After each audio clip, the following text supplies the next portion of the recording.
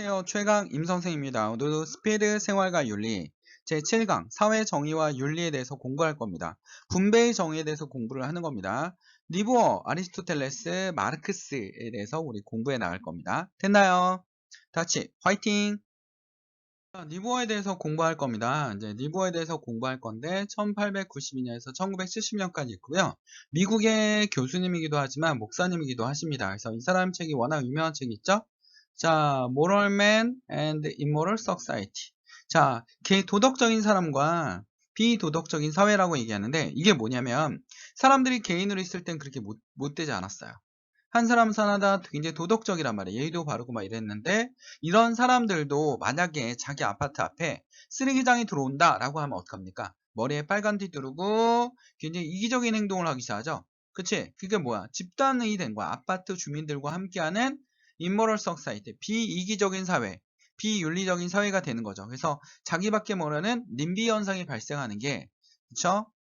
지역 이기주의, 님비 아시죠? 그래서 이 님비 현상이 발생하는 게 이런 일이 벌어진다는 것을 해석하는 사람분이 바로 리브어 교수님입니다. 그래서 자, 개인은 도덕적이지만 사회는 어떻다? 비도덕적이다라는 겁니다. 그래서 사람들이 이렇게 시위를 하거나 할 때는 굉장히 비도덕적이죠. 근데 개인별로 있었을 때 어떡합니까? 굉장히 도덕적이라는 거야. 자, 집단을 한번 볼까요? 집단은 그럼 비이기적이냐? 어떤 사람이 돼도 굉장히 이기적이냐라고 한다면 예를 들면 미국의 대통령 오바마입니다. 개인적으로 굉장히 도덕적이고 굉장히 이상적인 정치인이다라고 얘기할 정도로 미국에서 굉장히 존경의 대상이면서 상당히 미국의 대통령 중에서 굉장히 친서민적인 대통령을 보이고 있었습니다. 그런데도 불구하고 오바마 대통령이 당선됐을 때 경제 위기가 왔었고요. 그 위기 이후에 대통령이 당선되다 보니까 미국의 경제를 살려야 돼. 그러니까 살려야 되는데 오바마 대통령이 돼도 굉장히 비이기적인, 자, 미국이란 집단이 자체에 수장이 되다 보니까 이기적인 행동을 한단 말이야. 예를 들어, 2008년에 금융위기가 터져가지고, 일본의 도요타 자동차가 제너럴 모터스, GM을 이기고 1위 기업이 됐습니다. 자동차 세계 1위 기업이 됐어요. 그러자마자 오바마 행정부가 한 일이 뭐냐면 도요타를 치기 시작하는 거야. CNN이나 방송국과 연합을 해가지고 도요타를 엄청 때립니다. 그래서 막 급발진을 해서 일가족이 몰살했어 이런 걸 뉴스로 계속 연달아 보도하기 시작해요. 미국 국민들 거의 3억이 도요타에 대한 증오심이 가득하게 만들어 놓는 것이 자 미국이었단 말이야. 그러자 도요타 사장이 와가지고 당연히 도요타 회사의 사장은 도요타죠. 도요타가 있는 도시도 도요타입니다. 여러분 알고 있었죠? 자, 일본의 도요타라는 도시에 도요타라는 회사가 있고 그 도요타 회사의 사장은 도요타입니다. 그 도요타가 와서 막 울면서 막 돈으로 다 배상해주겠다 하면서 하자 도요타의 이미지가 추락하면서 뭐 2등인가 3등으로 밀려났습니다. 그러면서 자연스럽게 제너럴 모터스가 밀렸다가 다시 1등으로 올라가는 이런 일이 벌어졌단 말이야. 자, 이 현상을 보면서 저건 도요타가 잘못됐어 라기보다는 미국이 경제를 살릴 때 자기네가 치고 올라가는 게 아니라 앞서 나간 애를 치고 자기네가 반사이익으로 올라가게 하는 경우가 굉장히 많았습니다. 경제학적으로 봐도요. 그래서 오바마가 되든 누가 되든 집단의 수장이 되면 뭐가 된다? 이기적으로 변할 수밖에 없다, 행동이. 그치? 여러분 봐봐. 한국하고 미국이 만났어요. 둘이 뭐 우리는 굉장히 동맹이야. 이렇게 해도 자, 여러분 어떻습니까?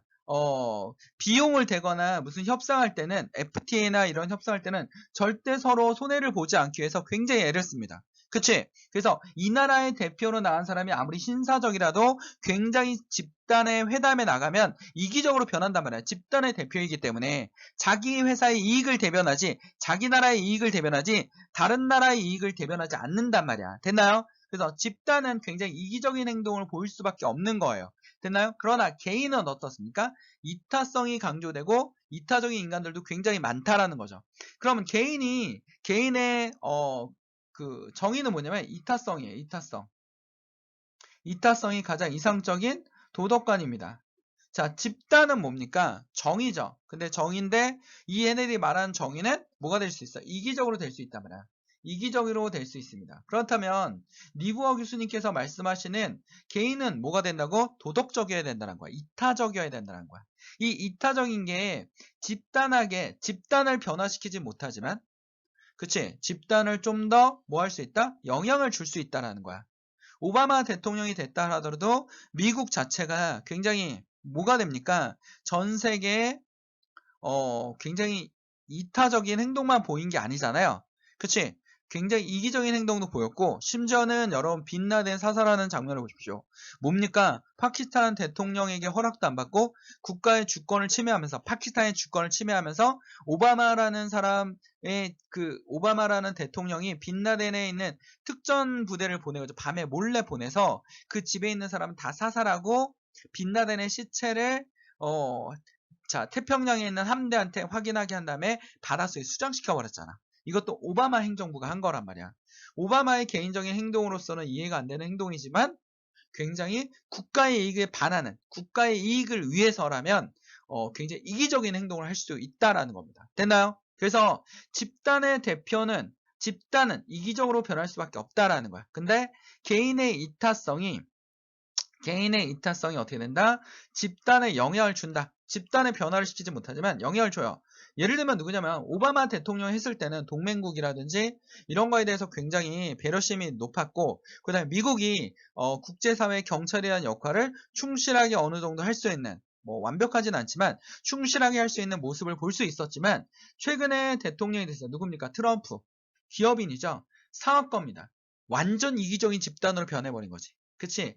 개인의 이타성이 집단의 대표가 되니까 약간 미국이 그래도 전체적으로 뭐가 됩니까? 경찰 역할을 했죠. 경찰 역할을 했는, 국제경찰 역할을 어느 정도 했단 말이야. 근데 트럼프는 뭡니까? 거의 뭐 국제, 이렇게 얘기해도 될지 모르겠지만 방송이라서 국제 뭐 깡 뭐 이렇게 시작하는 이런 사람처럼 변해버렸잖아. 동맹국이건 뭐건 없어. 자기는 이익만 있으면 그냥 무조건 막 때리는 거야. 야, 한국은 막 부자 나라니까 돈 더 내. 그치? 군사비용 더 내. 하고 때라라라 막 하잖아. 그치? 아, 진짜. 그치? 막 하는 게 뭐야? 트럼프야. 그러니까 집단이 완전히 이기적으로 변해버리는 거죠. 그치? 이기적으로 변해버리는 집단이란 말이야. 그래서 집단은 이기적이고 개인은 뭐다? 도덕적이라더라도 집단은 이기적으로 변할 수밖에 없다.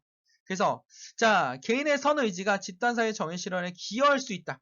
변화는 시키지 못하지만 기여는 할 수 있습니다. 그러면 개인의 이타성을 위해서 열심히 선의지를 기르기 위해서 굉장히 애를 써야겠죠. 그치? 개인의 도덕적 고양을 위해서 상호 보완적 관계다라는 겁니다. 그리고 사회 집단 속의 개인은 합리적이고 책임감 있고 선의지에 의해서 만들어집니다. 그러나 집단의 도덕성보다 개인의 도덕 수준이 당연히 높죠. 집단의 정의는 뭡니까? 힘이 정의일 수도 있는 거고요. 그치? 자신의 국가 이익이 정의가 될 수도 있는 겁니다.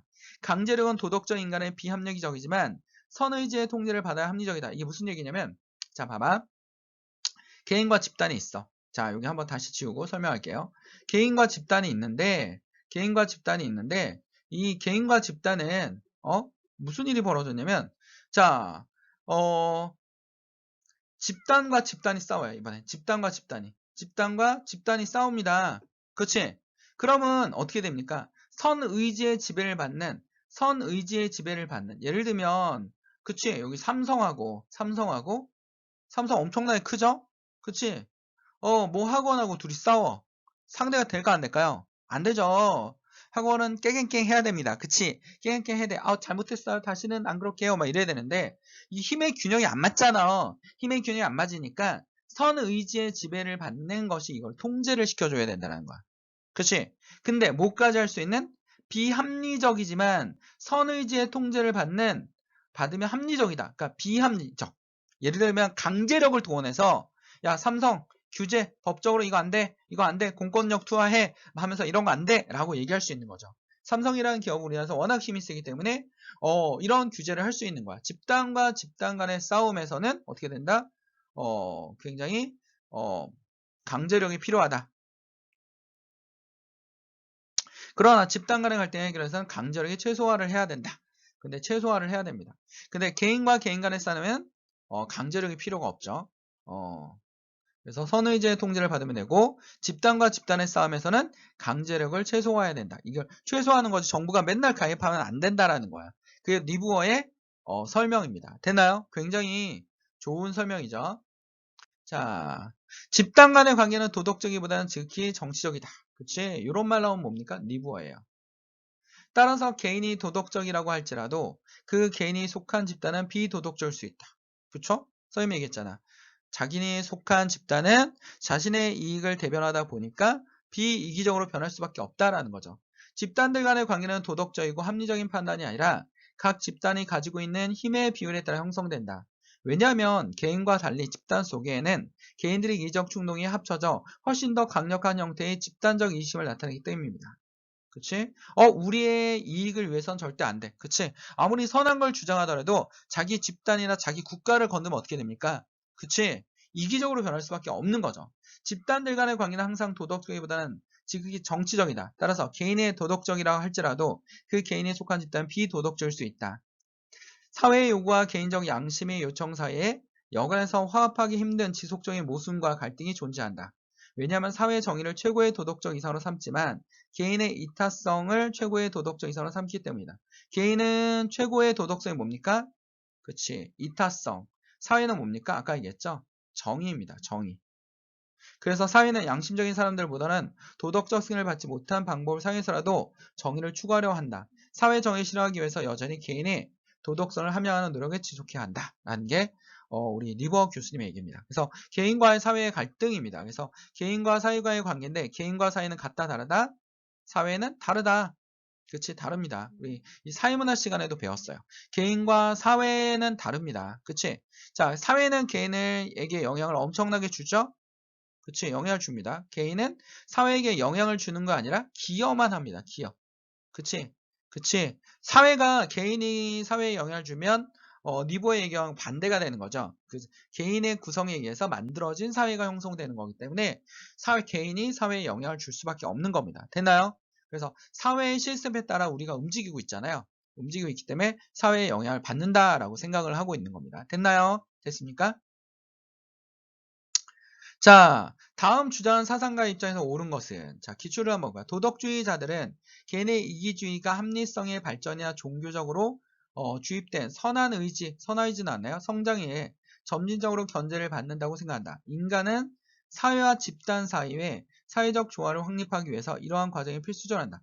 집단이란 단어 나왔지? 개인과 인간 사회와 집단 사이에. 그러나 이러한 가정은 결국 도덕적이고 정치 혼란을 가져왔고 사회 정의를 위한 투쟁에서 정치적 해결책이 필요하다. 집단들이 이기적으로 변하기 때문에 정치적 해결이 필요하다는 거야. 그럼 리버는 어떻게 한다? 최소한의 강제력을 사용할 수 있다는 거죠. 개인의 선의지는 사회 정의에 실현데 기여할 수 있다. 맞죠? 선의지는 기여할 수는 있습니다. 엄청난 영향을 주고 사회를 변화시키지 못하지만 기여는 할 수 있어요. 힘을 바탕으로 한 외적 강제력은 사회정의에 실현할 수 없다? 있죠. 개인이 추구하는 도덕적 이상과 사회가 추구하는 이상은 동일하지 않죠. 개인은 뭡니까? 이타성. 사회는 뭡니까? 정의. 이기적인 정의가 될 수도 있습니다. 집단 간의 힘의 불균형을 조절하는 방법으로 사회 정의 실현이 불가능하다.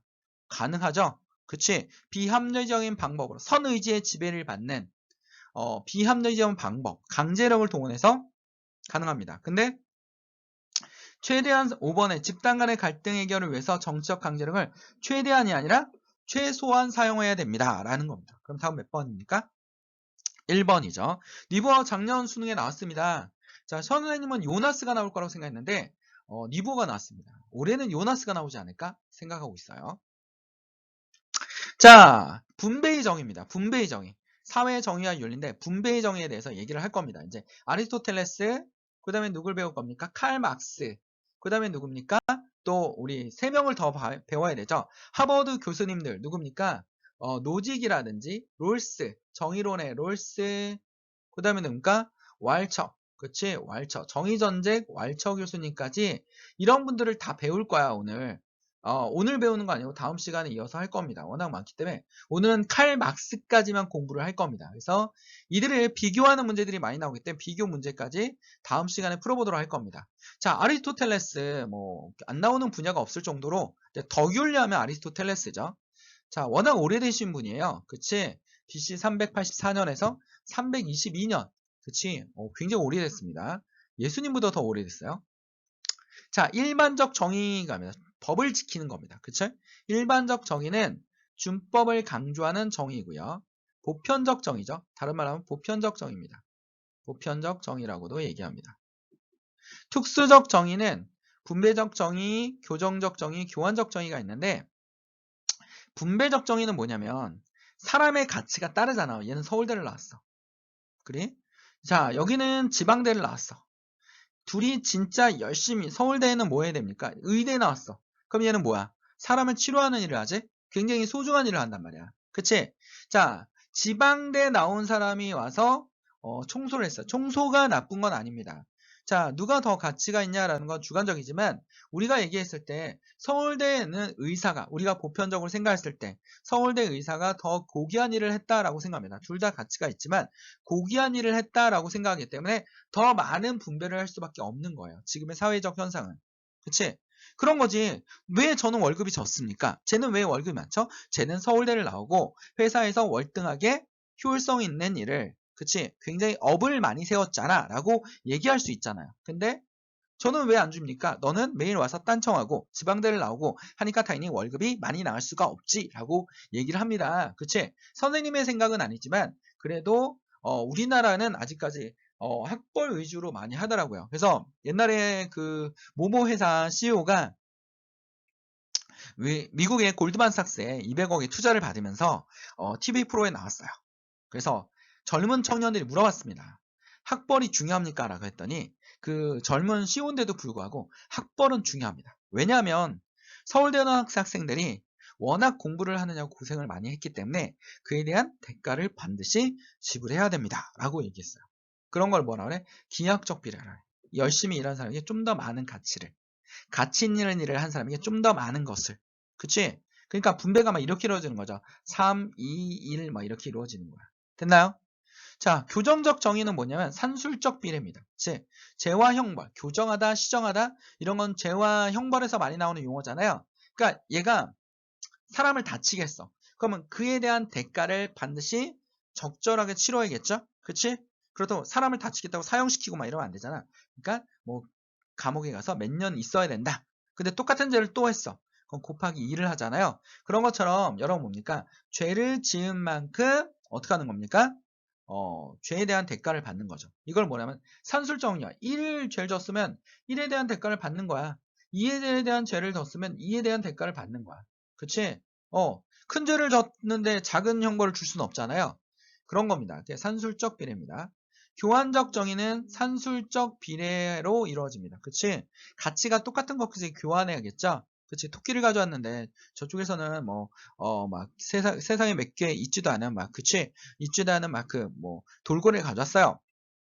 팬더 돌고래 가져왔어. 뭐 전 세계 6마리밖에 없다는데. 그러니까 이런 건 말이 안 되는 거죠. 토끼랑 서로 교환이 아니라 토끼랑 닭이랑 뭐 이런 수준이 비슷한 것끼리 1대1, 2대1 교환하는 비율입니다. 됐나요? 그래서 아리스토텔레스의 유명한 말이 있잖아. 같은 것은 같게, 다른 것은 다르게. 당사자의 동등함을 동등하지 않은 못을 혹은 동등하지 않은 사람들의 동등한 못을 분배받아 갖게 되면 싸움과 불평이 생겨난다. 분배에서의 정의로운 것은 어떤 가치에 따라 이루어져야 한다는 것에 대해서 모든 사람들이 동일한 것을 가치로 주장한 것은 아니다. 법은 한 사람의 부정의를 행하고 다른 사람의 부정의를 당한 경우, 그쵸? 이건 교정적. 또 어떤 사람은 손해를 입히고 어떤 사람은 손해를 입은 경우 그 손해의 차이에만 주목한다. 당사자는 모두 동등한 사람으로 간주해야 된다. 라는 거죠. 그렇지? 자, 이건 동일한 가치로 주장하는 것이 아니고 여기는 동일한 가치로 주장하는 것이 아니고 여기는 동등한 사람으로 간주한다라고 했으니까 산술적, 여기는 기하학적 비례라고 얘기할 수 있습니다. 니코마코스 윤리학에 나와 있는 겁니다. 됐나요? 자, 아리스토텔레스 이해됐죠? 자, 칼막스입니다. 칼막스. 자, 다른 말로 하면 마르크스. 자, 독일 사람이거든. 이걸 칼막스라고 있는 게 맞는 것 같은데 아직도 교과서에는 마르크스. 그렇지? 아이들도 대부분 마르크스. 선생님들도 마르크스. 그 일본 놈들이 번역하다 보니까 이게 일본 애들이 막스 이 발음이 안 돼요. 그러다 보니까 마르크스가 돼버린 거야. 지금까지도 마르크스라고 얘기하고 있는 아주 굉장히 짜증나는 번역 용어 중에 하나입니다. 그치? 막스가 나죠. 그치? 연도가 거의 욕 같네요. 얘도 진짜. 그치? 자, 근데 여러분 봐봐. 칼 막스가 1818년에 태어나서 1883년에 졌는데 당시에 칼 막스에 영향을 준 사람이 누굽니까? 칼 막스, 공리주의 이런 애들한테 영향을 준 건 다 아담 스미스죠. 아담 스미스는 거의 뭐 선구자라고 할 수 있습니다. 경제학의 아버지이기도 하고 이 사람이 경제학을 만들었지만 본인이 경제학을 만든지는 몰라요. 근데 아담 스미스의 영향을 받은 거죠. 그 자본주의, 자유주의가 발달하는 걸 보고서 칼 막스가 아니 빈부격차가 너무 커지고 그치? 노동자는 노동자답게 살지 못해. 그래서 공리주의자들은 공리를 주장하기 시작하고 칼 막스는 사회주의를 주장하기 시작합니다. 그치? 사회주의 같이 주장하기 시작하는데 자, 요 사회주의 내용에 대해서 좀 정리를 해봅시다. 칼 막스가 사회주의와 공산주의를 구분해요. 공산주의와 사회주의를 똑같이 보는 게 보통 사회학의 일반적인데 당연히 여러분 사회주의의 반대는 민주주의가 아닙니다. 사회주의 반대는 자본주의예요. 이런 용어는 잘 정리해 두셔야 돼요. 자본주의입니다. 얘네 둘을 구분해서 자본주의와 사회주의의 가장 큰 차이점은 뭡니까? 라고 한다면 자본주의는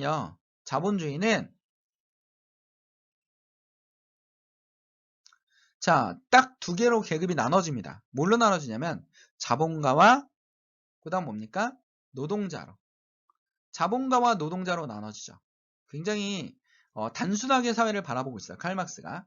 그래서 자본가와 노동자로 구분했는데 생산수단을 소유했느냐 생산수단을 소유하지 못했느냐라는 걸 구분합니다. 그래서 생산수단은 뭐냐면 쉽게 말하면 뭐야? 공장.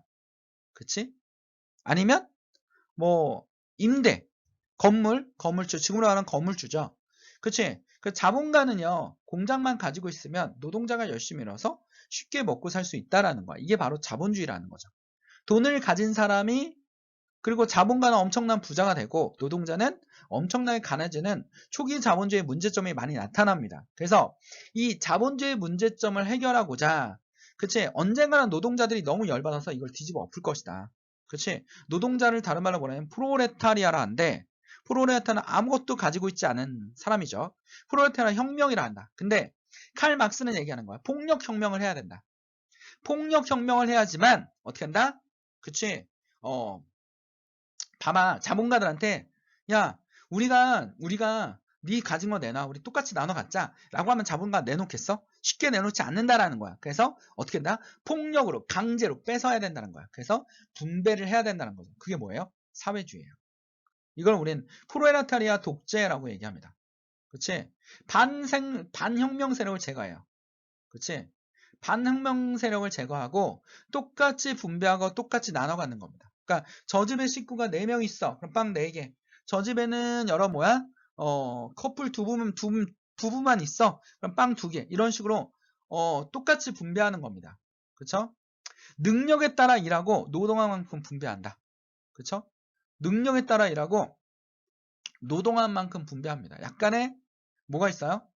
노동한 만큼이니까 차등 분배가 약간 있는 거죠. 그치?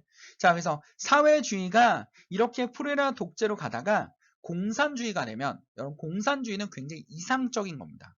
이상적인 거예요. 현실적으로 가능하지 않아요. 그치? 뭐가 없어지냐면 국가가 소멸돼요. 국가가 소멸되고 계급이 사라집니다. 그 계급이 자본가와 노동자가 사라지는 거야. 모두 다 평등한 사회가 되는 거지. 그치?